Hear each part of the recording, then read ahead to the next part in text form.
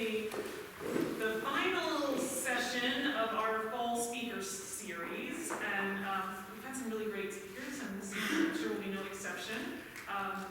So without further ado, I'll introduce Brandon, who is here from Well and Good Counseling in Langhorne, to talk about strategies to deal with stress and emotions of the upcoming holiday season. So a well-timed and appropriate presentation. So thank you all for your participation. Looks like we're going to get hands-on stuff today. A little bit. Very good. Thank you for being here.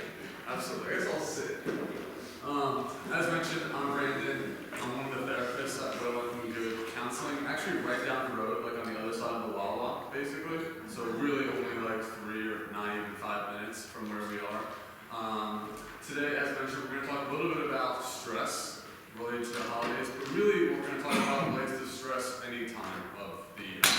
Absolutely, there's pieces of this time of year that are challenging, but a lot of what we're going to talk about is applicable any time of the year. Stress is something that everyone kind of deals with. We all talk about it, we all know it's part of our lives, we all feel like sometimes there's a gap in what to do about it, and especially when we are feeling really stressed, sometimes it's hard to figure that plan out. And so my hope today is that everyone leaves with at least one idea, one strategy of how they can manage stress, specifically in this season, but hopefully throughout the whole year. How does that sound? Great. Awesome. Great. Love the end. And so just to start, I want to get a sense of just you guys and get to know each other a little bit. So hand up, I already see a bunch, if you prefer coffee over tea. Keep a hand up if you've had more than 1 cup this morning. They're real coffee drinkers. Okay, gotcha, you put your hand out, thank you. Any iced coffee fans, even when it's cold? Maybe sometimes when I do the younger groups, like the high schoolers love iced coffee all year round. I'm not like that. When it's cold, I drink hot coffee in the sun. Okay. Hand up if you prefer cooking over baking. If you're more of a cook than a baker. Okay. We get this none of the above. What was it? None of the above. None of the above? What do you kitchen? Option C, none.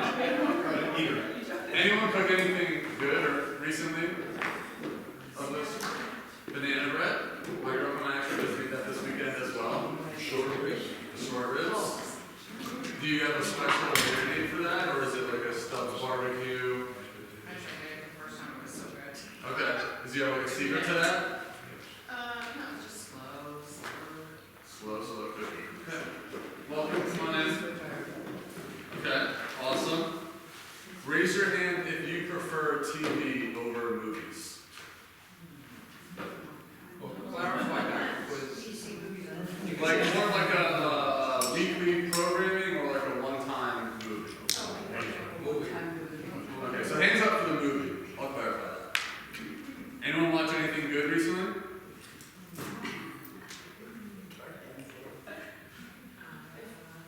You mean out or on TV? Anything. Either. After all these years, I realized I'd never seen Going My Way. And it was on TCM one night, and I thought, everyone's always talking about this movie, so I watched it. Nice. Did you like it? It's been wrong, At least now I know what it is. You weren't missing it. Yeah, no, it wasn't really. Okay. We'll do a couple more. Raise your hand if you prefer chocolate over vanilla. Oh, yes.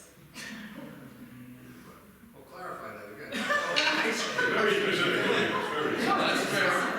That's fair. But in this case, just if you had to choose one, you only have one, let's say, for the rest of the time. Chocolate. Okay. And even, I'm a vanilla guy. Even though, let's go. I'm vanilla. I know I'm in the minority with that, but it is what it is. Okay. How do you handle that stress? right? We're gonna get to that because my girlfriend makes it hard. Last one.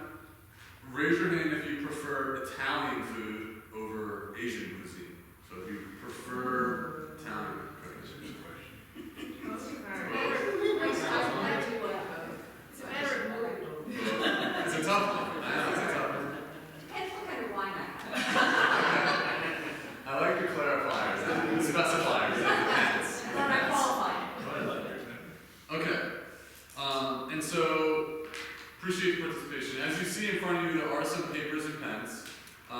should be enough for everyone, so you can pass those out a little bit. And what I'll, you can jot along if you want.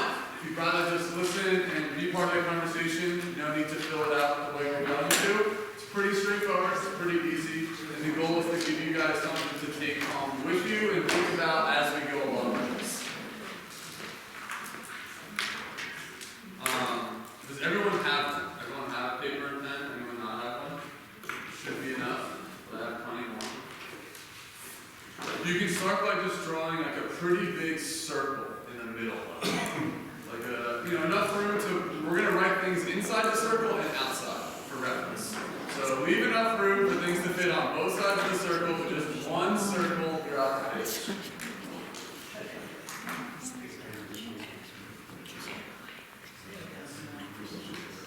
Okay, everyone got that?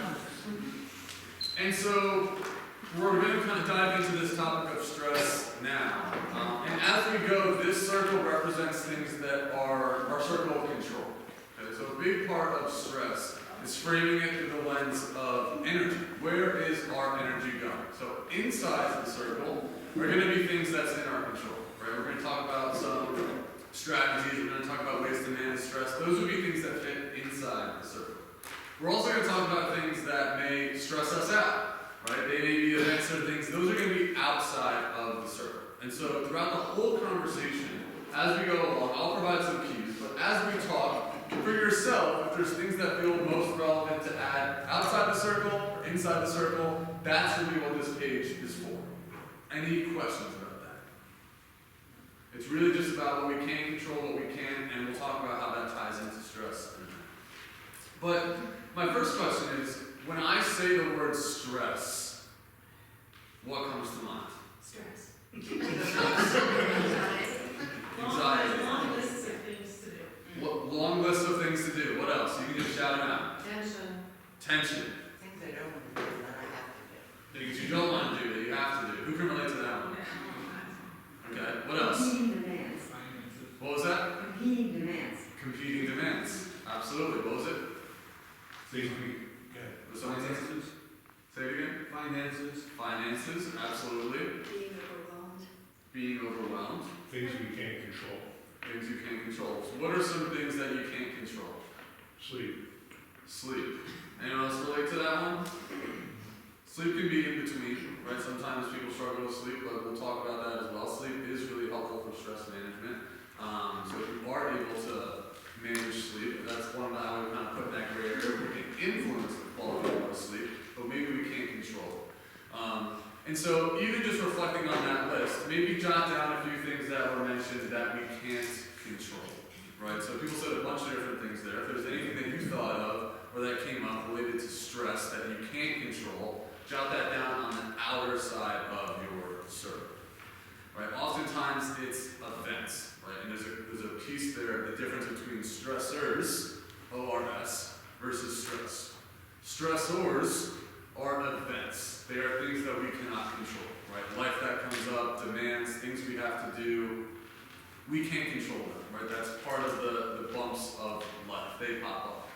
And oftentimes, people get that a little bit wrong, right? Sometimes people say, work or, responsibilities or whatever it is, right? We feel stress as a response, but the event itself is not stress. It's a stressor, right? And two people may go through the same event, and one may feel stressed, and one may not. Any questions on that difference between stressors and stress? Okay. Can anyone define what stress is for? We talk about this word a lot. It's a big thing in the United States. Stress, stress, stress. What is it? Something that causes uneasiness, I think. Uneasiness? So it sounds like it's a physical piece? I guess it can be, yeah. Can be. Okay. And I'm looking for just like your own definitions, not looking for a textbook. Yeah. Motivational. Can be, absolutely. Stress. Yeah, stress can be motivational. 100%. How else do you guys think about stress? Panic inducing. Okay. Preoccupied with well-being. Preoccupies well-being. Any other thoughts on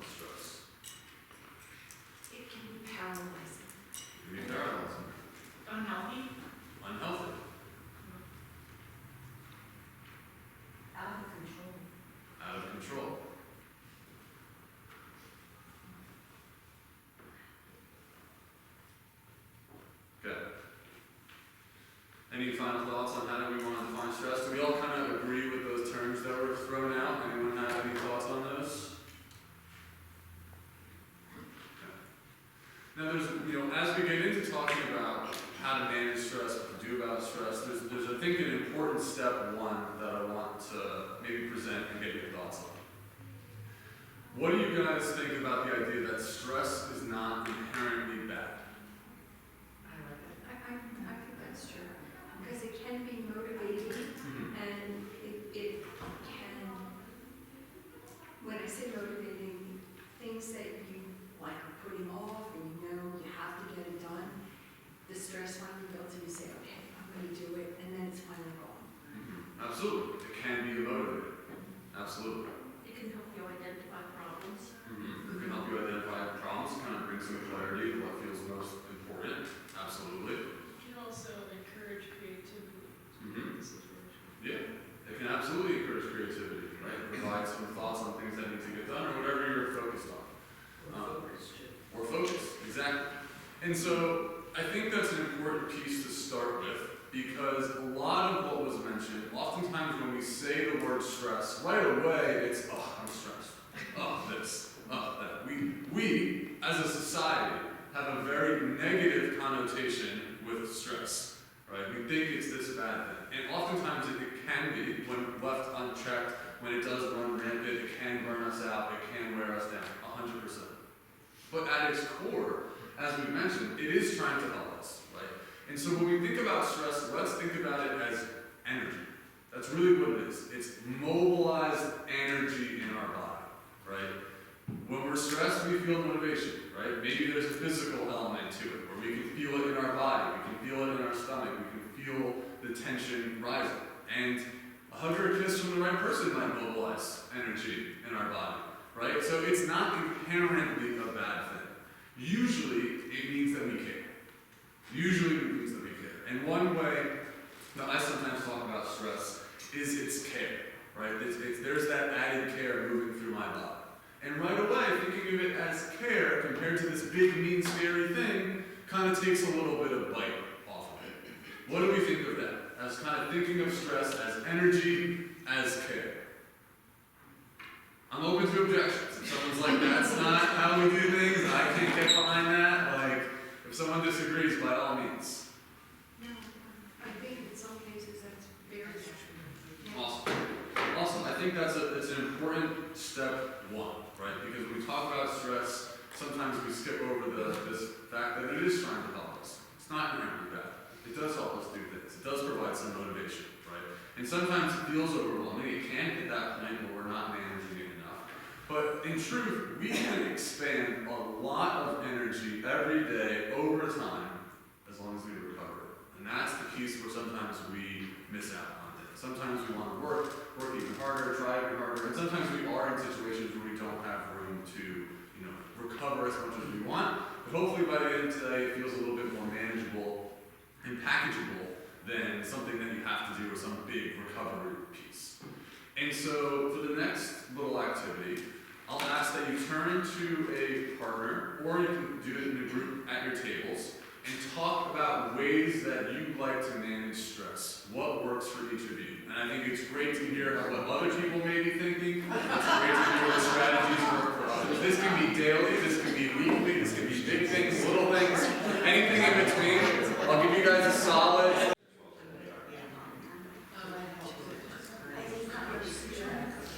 Can anyone start by, first of all, I appreciate everyone working together.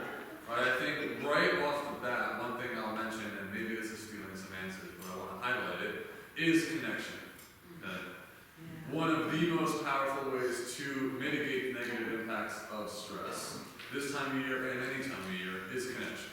And so it's great to gather in a place like this. It's great to collaborate and talk and share and express some of the things that we're going through, some of the things that work for us. So even this practice in itself, congrats, you guys are doing it. You're managing some stress. Okay?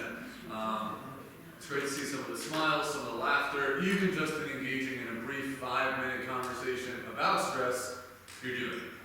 And so maybe that was something that was already brought up, but I want to highlight that before we dive in to some of the things that were mentioned. Can anyone share something either they mentioned, or I'd love to hear something that maybe was new that they weren't aware of. And for everyone, as we go, some of these are going to be great things to put inside this circle, things that we can do, what can we control. Some of the things like the news would be outside. I think it's great to mention that, be aware of the fact that it is a stressor, it does drain our energy, right? It does draw a lot of our thoughts and worries, right, to things that are far outside of our control at times. And so, I'll circle back to that idea of control in a minute, but any thoughts, any things that you heard that you really liked from someone else? Well, we like to share, but we said everything that goes in this table doesn't leave the table. Okay. That was mostly napping, beer, eating yoga, and wine. This is a common theme. Yeah, wine. Eating, And knitting. knitting, sometimes yelling. Okay. Knitting, great, something to do physically. There's great research behind just doing some type of tactile task that's not electronic, so not scrolling on your phone, but doing some type of physical task that gives the hands and the body something to focus on, something to kind of take your attention for a little bit of time. Maybe it's 10 minutes, maybe it's an hour. Awesome. I heard naps. Naps are great. You can tell what I said. Co-signed. Naps are fantastic. Sometimes sleep is hard to get the full 8 hours. That's always ideal.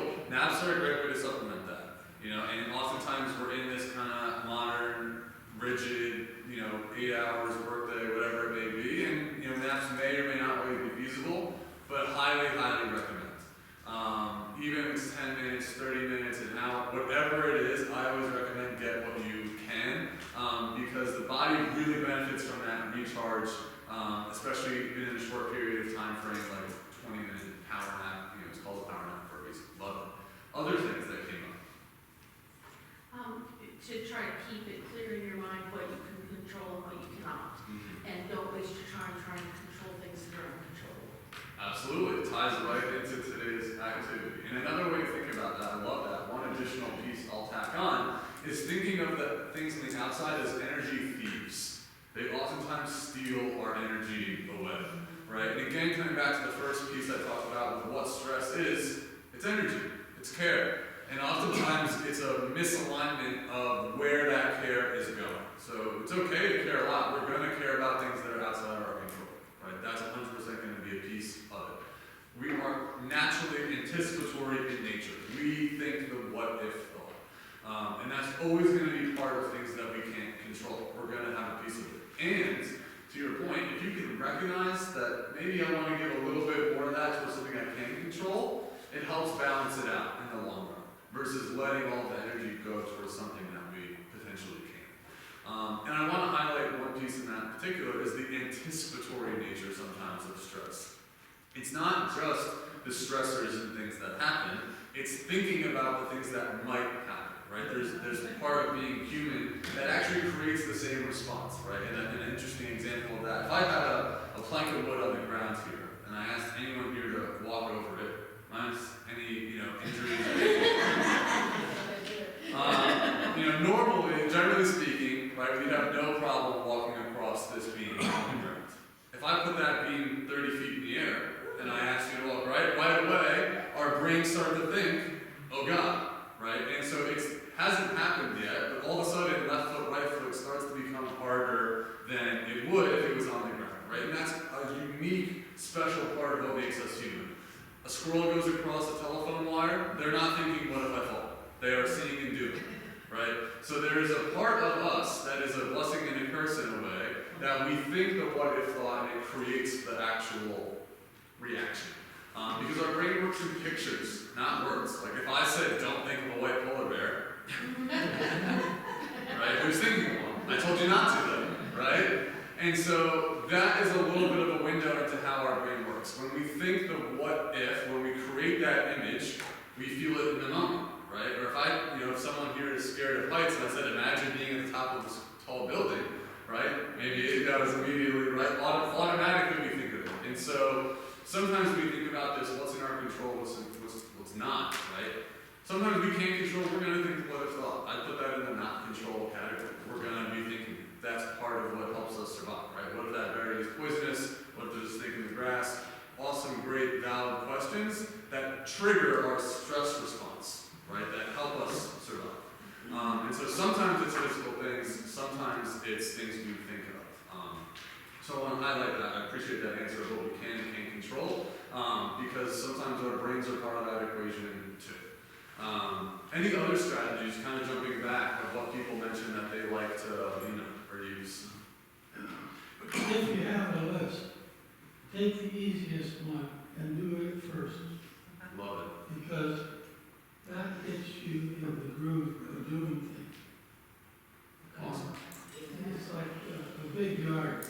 What can I do with this big yard? Well, I can take and sit the leaves up in this corner, and like as not, I will do most of the driveway. And then I can go in and take a nap. Love it. Another one. Awesome. Who, I really love that. Who agrees with that? Starting small. Absolutely. Absolutely. Momentum is the right word. Oftentimes we think that we have to feel motivated to take action. The truth is actually the inverse. Small actions lead to motivation. And I love that yard example. It can even be as simple as putting the clothes in the washer. Maybe we don't wash them yet, but they're there. Right? So like, all right, you did one piece of it. And then maybe I'll load the dishwasher. Then I'll do something else. Little tiny things can lead to maybe getting that big thing done on your list later in the day. And so I absolutely love that answer.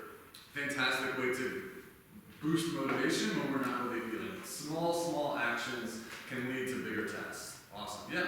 I read somewhere that checking something off of a list, actually you're injecting one of the happy hormones into your blood system, like serotonin. Yeah. Check one of those. It's a reward. Yeah, absolutely. Serotonin, dopamine is the other one. That's the big reward chemical. And the other cool thing about dopamine, which I'll tack on, is that it's also anticipatory in nature. So looking forward to that check mark. Give yourself a little bit of a prize after you get that thing done. After you go for that walk, after you do whatever it is, right? But we love to be rewarded for little things. Doesn't have to be a big, huge vacation or something, but little pieces along the way. Absolutely. Any other points that came up? I have some that I'll mention, to kind of emphasize on top as other ideas, but I love these so far. This is great. I have a question. Yeah. Is there any thought that having a kind of catharsis, so you reach a point where you're really going over the edge, and you just let it out, maybe there's nobody even there, but you kind of let it out, get through it, and then that kind of renews you to say, okay, that was stupid, or silly, or whatever it may be.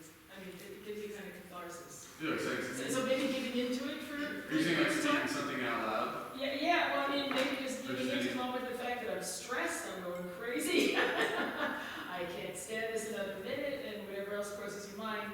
And then when you get through that, it's kind of like, okay, now that's released, and now I can go. Absolutely. Yeah. That's a great question, and yes. As opposed to guarding yourself and keep saying, well, I'll handle this, I'll handle this. Absolutely. There's a value in being like, I'm pissed. Yeah. Label it. Yeah. Absolutely. Like drawing attention to just what it is and just saying it out loud absolutely has benefit. Because to your point, right, oftentimes what we resist persists. Yeah. And the more we fight something or try to keep it to the side, the harder it is over time to do so. And sometimes just thinking, I'm tired today. I'm really just having a rough day. Right? And that leads into a little bit of another piece I was going to touch on, in the next few minutes, but we can talk about now, is having some empathy for ourselves. Giving ourselves a break. It's really hard. We are all our toughest critics, normally.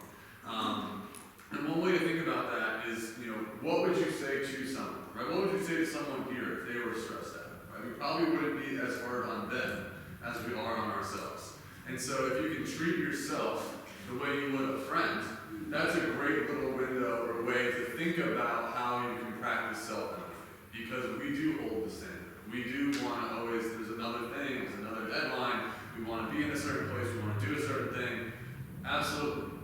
And a big piece of it is finding ways to balance it out. That strive is that want to always do more will be there. But that ability to give ourselves a little bit of a break, cut ourselves a little bit of slack, give ourselves credit. I'm having a rough day, I am doing the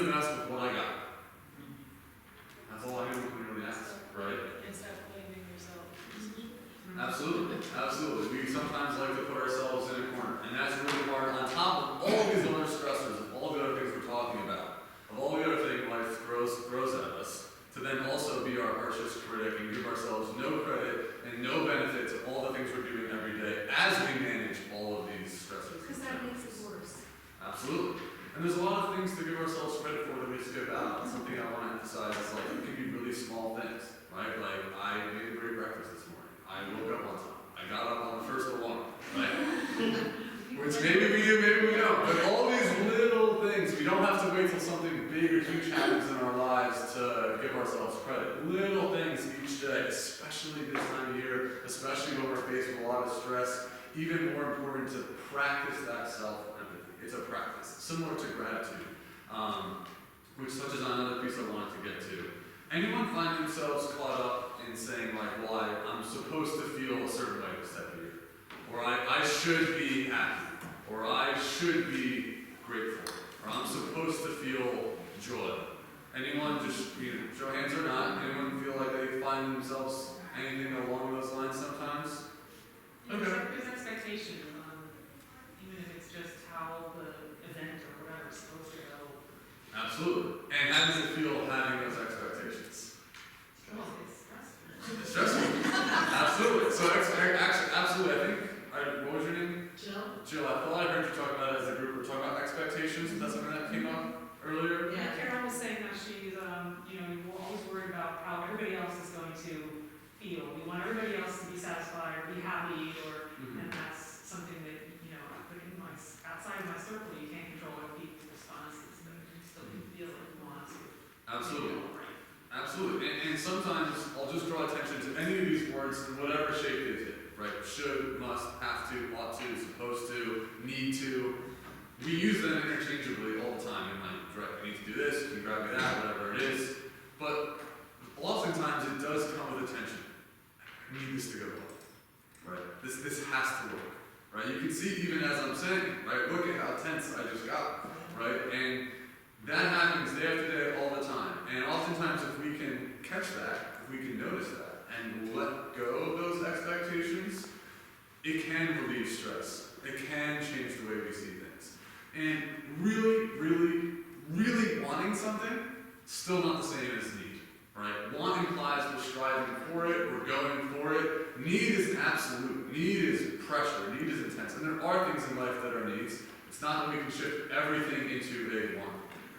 But it's just something to be aware of. That sometimes we get caught in this loop of I need to do this, and then I have to take the car here, and then right? And you can even hear in my voice, it leads to this negative, stress-oriented spiral, right? Another way to flip that is, well, let's see, right? Let's see how the event goes. Right? I really want it to go well. Right? And there's more openness, there's more flexibility in that, versus the rigidity and the tension and the stress of this has to go a certain way. We use them interchangeably in language, but when we really kind of parse through it, we realize how much maybe tension we're holding on to. Okay, we're doing great. We have about 10 minutes, a little less. I know I've done a bunch of talking, but any thoughts or questions? Just want to check in on anything that's been brought up, or other thoughts or strategies that haven't been mentioned. I was going to say, I have a hard time separating what I should do with what I want to do. I think it gets back to that. It's like that feeling that you have this obligation to, meet an expectation, right? That you have to please everybody else because you get your satisfaction out of that. But it may not be what you want to do. You're giving up something you want. And I feel like that creates a lot of stress, especially at this time of year, right?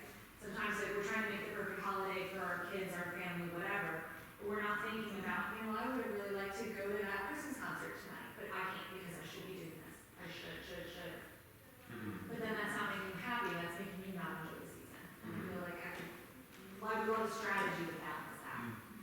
Yeah, that's a great question. I think the first thing that came to mind would even be simply similar to what we're doing today is write it out. Just look at it. And sometimes there's power even the reason why I brought the pens and paper and everything today, because there is a power in putting pen to paper and writing it out. And maybe realizing man, look at all these things I really want to do, none of them have happened. Right? Sometimes it's hard to hold all of our head and we kind of say, I want to do that, and push it to the side. A really simple T-chart, here are the things I really feel like I need or should do. Here's the things I want. Where is the decision actually happening? I think it's a simple way to do it. Sometimes physically seeing it, that's why I had us physically draw the circle, where I can talk about what's in our control, what's not. But sometimes literally seeing it on the other side of that line, reminding ourselves of that image is helpful. And then maybe picking one, right? Sometimes instead of saying, well, I'm not doing any of this, again, start small. Let's start one a week, right, that you do for yourself. Maybe all the shoulds are still there, but then now we have one. So It's sometimes, the guilt though, for saying I'm Yeah. gonna give myself that time Mhm. when I should be doing something else. yeah, and that's the hard part, right? That's the part that comes back to like self-empathy, right? Having that window for yourself is, right, it's a practice, right? And some days you're going to be better at it than others. Some days you're going to feel just like gratitude. I think gratitude is another great one, right? That we could use any time of the year to mitigate stress, but you don't have to something you get to, right? You don't have to. You have to go to church. No, you get to, right? And sometimes again we use the language all the time, but shifting it a little bit is a practice, right? And that's another thing. Sometimes we feel like, well, I should feel grateful, right? Why am I still so stressed? I'm bogged down. I should feel happy, right? Everyone's here, whatever it may be. I'm at this event, right? Even then, we're kind of bogged down by this idea of gratitude, right? So lifting the expectations on that and practicing these things, right? Practice along. Practice shifting that way versus judging how well you went one way or another, right? A practice implies that we're trying. We're going to try each day. Some days it's going to be a good practice, some days not. And there's more openness to it. Does that answer your question? Awesome. I think sometimes picking the time of day when you tend to get the most done, if you're a night owl, then it might make sense to leave some of the shoulds and things that you're trying to accomplish till then, where if you're a morning person, that's the time to do it, especially if it's something that's got elements to it that you sort of got to do this. I answer your And I think that makes a difference too, because then you dispatch that event a lot more effectively, because that's your time of focus. Absolutely. And that's, No. goes back to the sixties and seventies. No, 100%. I'm a morning person. I do the hardest stuff in the morning. My day tails down. I start the day with the biggest pill, so to say. When I know I have the most energy or I have the most enthusiasm to do something, and then as it tails off, maybe I get to some of those other things that I'm not as motivated to do. But absolutely, it's a great way to think about it. It takes a little self-reflection. We have a few more minutes. There's a few other things I want to just touch on and run through before we run out of time. We touched on it a lot, and I really appreciate all the answers. It's great when we can make this more interactive versus me just kind of listing things off. So I really appreciate all the interaction today. We talked about connection. That's really important. We talked about being kind towards yourself. That's really important. One other tool that I do want to mention that sometimes gets thrown around a lot that is, in my experience, really, really valuable is breathing. Does anyone use breathing, practice breathing, try it? How do you use breathing? Deep. Like when do you use it, I should say? Driving. Driving. Absolutely. That's a lot of stressors out there. I drove up 95 this morning. I wasn't, it could be a lot of stress. I live in Philly, like it's not, the road's a great place. Arguing with Larry. Arguing. Okay. Anyone else use breathing? At nighttime, when you want to start to calm down after your sleep. Absolutely. Yeah, let's get in. Square breathing? Square breathing. Does everyone know what that is? Yeah. Can you share for everyone? Basically, the way I learned it is you breathe in to a count of 4, hold to a count of 4, breathe out to a count of 4, hold to a count of 4, and you can make like a square like on your hand or on your leg, and so it kind of centers you to being like in the space. For me, what was that again? Breathe and then hold. Breathe for in for 4, hold for 4, out for 4, hold for 4. Okay, yeah. For me, if I see the list, I just sit down, take a deep breath, and then I prioritize. It gives me that moment to level set, and I need that. Awesome. And I love that little piece in there you mentioned, that moment. And right, sometimes that's a key piece in stress. Right? Stress can kind of, we react, we jump to something, we see a text, we see a news alert, right? And it creates this immediate response, or reaction, I should say. Right? Because there's a difference if you can take a breath and then choose how you want to respond. Right? It does give us that little bit of ability. I love the box breathing. Awesome. The thing I'll mention about breathing that I always say, I think whatever cadence you do it on, awesome. Some people do 7, 8, 9, some people do all sorts of things. The big piece that I think gets missed a lot is focusing on our diaphragm. Okay? We actually breathe with our diaphragm, not our lungs, right? It pulls the air down. And sometimes we take a big breath, but we're holding all that tension in our shoulders still. And our diaphragm, our stomach, is connected directly to our nervous system. It's something that we can use everywhere we go. Your breath is always with you.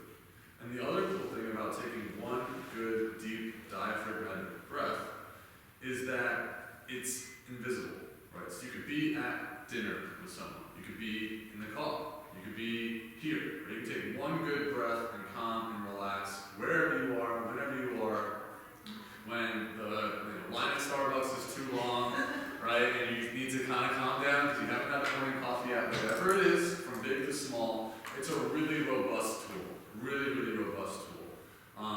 Because part of it, what we're talking about is it triggers the relaxation response. We're talking a lot about stress and stress response, and fight or flight, and what it does and how we feel. Breathing is a great one. You can also practice it for a longer period of time. You can do it for a minute, 2 minutes in the morning, do it before bed, fantastic. That's a really easy, simple way to manage it over time. Daily breathing is also great for long-term chronic stress, right? Cardiac disease is the #1 killer in the United States due to prolonged exposure to stress. And breathing is one of the simplest, cheapest daily things we can do that lowers that load over time. And so if you guys are open to, we only do one good deep breath as a group. In choir, we learn that for that diaphragm breathing, if you breathe through your nose, it automatically goes into the diaphragm. Whether if you breathe through your mouth, it's a lot easier to do it up top. So. Yeah, that is true. Going through the nose is better, 100%.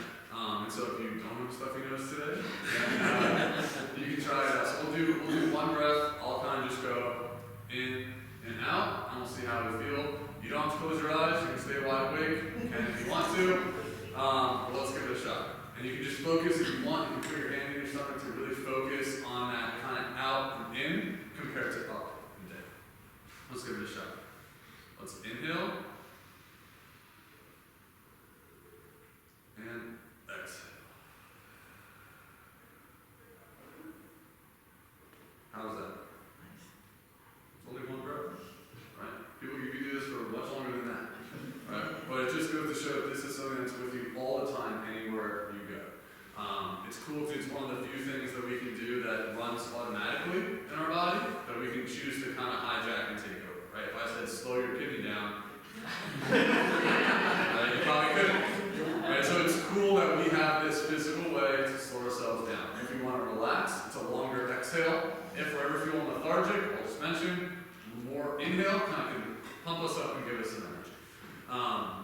But that's really a great tool that I want to mention. Sometimes people, feel different ways about breathing. It doesn't have to be a long meditation. There are apps, there are things that want to do longer guided breathings. You can find free videos on YouTube that are great, but I wanted to mention that one because it's great. Another few other grounding techniques I'll mention, and then I promise we'll wrap up. Simple one is just checking in with your senses. So if you're feeling really stressed wherever you are, check in. What am I smelling? What am I hearing? What am I seeing? Right. Another one is you can count. Right. Okay. I see 2 light switches over there. There's 1, 2, 3. Right. You can count whatever's in the room. Right. It's how many handles are there? I see blue chairs. Right. And it takes us a little out of our minds and in the present moment. Right, so that's another easy grounding technique you can use. Another one that some people like is grabbing an ice cube and just squeezing it until it melts, right? To kind of let stress go that way, and by the time it's melted, usually people are calmed down. Another one can be, I'm just kind of rattling them off at this point. Another one is like a progressive muscle relaxation. Just focus, again, you can be wide awake, you can be anywhere, right? Focus on kind of like tensing your feet and letting go. Tensing your calves and letting go. Tensing your quads and letting go. And doing that all the way up. And as another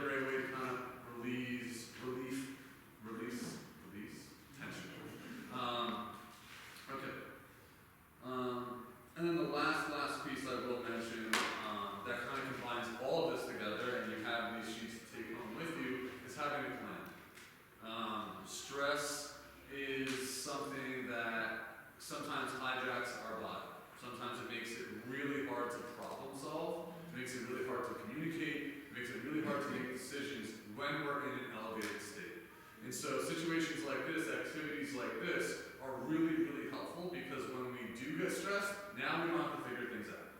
We know what we're gonna do, who we're gonna call, what we're gonna lean on, right? It can be people, it can be places, it can be things, it can be practices, it can be chocolate, it can be food. And that way, the decision making is added. Sometimes we may or may not get caught in, oh, I'm so stressed, what do I do about it, right? And we kind of get stuck spinning. And it's hard. It is literally harder to do that when we're in a stress state compared to when we're calm. And so one piece, maybe it's an extension of what we did today, is simply thinking like, what am I going to do on a daily, weekly, monthly basis to manage stress? Most of the time, it's little daily things that make the difference. It's not a big day at the spa, it's not a long weekend vacation, those are great, but that's not really what manages stress over time. And so the more proactive we can be, the more effective we'll be in managing stress. So creating a little bit of a plan can be simple things. All the things that were mentioned today are fantastic ways to manage stress. And that makes it easier over time versus something that this big moving thing, now I'm overwhelmed, down, burnt out, what do I do? That's not, we're trying to avoid that place. It may still happen and we can still lean on these things, but the more proactive, the more we can plan for all of this, right? Especially if we know that the holidays can be stressful, we know it can bring up some tough memories, we know certain things ahead of time, let's plan for them, right? If we know that's going to be a part of the equation this time of year, little tiny things do make the difference over time. Little habits stacked over time do mitigate that stress response. It does help us feel better in the long run. And that way, if and when we are in a situation that something pops up, or we get caught off guard, or we have that what if thought, right, coming back to those stressors, external, internal, now we know what we're going to lean on. Now we're ready, we're prepared, and we're spending less time in that stress place, more time in that relaxation response.